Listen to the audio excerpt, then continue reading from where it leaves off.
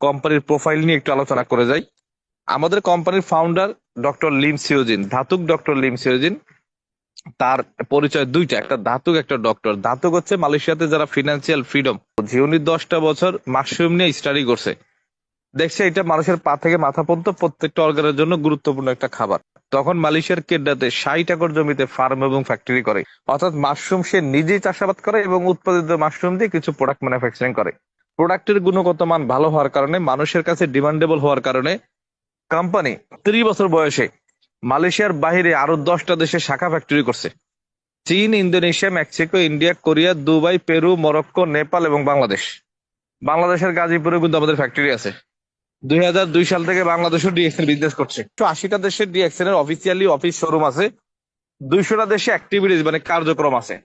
এখন প্রশ্ন হচ্ছে, 180 দেশে অফিস শোরুম থাকলে 200 দেশে কেমনে কার্যক্রম থাকে? দেখেন, ফ্রান্সে বা মালদ্বীপে এইসব কান্ট্রিতে আমাদের কিন্তু অফিস বা শোরুম নাই, কিন্তু অনলাইনে প্রোডাক্ট পারচেস করলে স্পেন থেকে বা মালয়েশিয়া থেকে প্রোডাক্ট ডেলিভারি দেয়।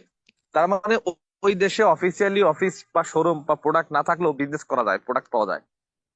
তো সেই হিসাবে আমাদের 200+ কান্ট্রিতে আমাদের অ্যাক্টিভিটিস আছে। একদম সহজ ভাষায় ঠান্ডা মাথায় নিজের কাছে একটা প্রশ্ন ছেড়ে দিই আপনাদের সবার কাছে, এই কোম্পানির পেপার যদি স্ট্রং না হইতো আর প্রোডাক্ট যদি মানসম্মত না হইতো, এতগুলা দেশে এই কোম্পানি কি যাইতে পারতো? তার মানে 100% কোম্পানির পেপারস এবং প্রোডাক্ট মানসম্মত। আরেকটা প্রশ্ন আপনাদের কাছে করি, একদম ঠান্ডা মাথায় সুস্থ মস্তিষ্ককে কাজে লাগিয়ে অ্যান্সারটা দিবেন। সেটা হচ্ছে, একটা কোম্পানি 32 বছর কোম্পানির বয়স, মালয়েশিয়াতে মাদার ফ্যাক্টরি, 10টা দেশে শাখা ফ্যাক্টরি, 200টা দেশে কার্যক্রম, 180টা দেশে অফিস শোরুম, এটা কি নরবরে কোম্পানি?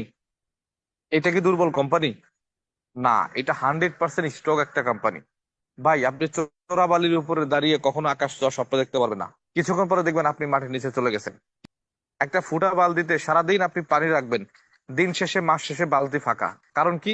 আপনার পরিশ্রমের মধ্যেও কমতি ছিল না, পানির মধ্যেও ঘাটতি ছিল না, কিন্তু শুধু বালতি ফুটা হওয়ার কারণে আপনি পানি জমাইতে পারেন নাই। ঠিক ডিএক্সএন কোম্পানি হচ্ছে একটা বালতি, আর আমাদের সময় শ্রম মেধা হচ্ছে একটা পানির মতো। বালতি যদি ফুটা না হয় তাহলে আমাদের সময় শ্রম মেধা বৃথা যাবে না ইনশাল্লাহ। তখন আমি স্টাডি করে দেখলাম যে না, কোম্পানি স্ট্রং, এই কোম্পানিতে কাজ করা যায়, কাজ করা যায়। তখন আমি সিদ্ধান্ত নিলাম, ইয়েস, আমি বিজনেসে এই কোম্পানিতে কাজ করব।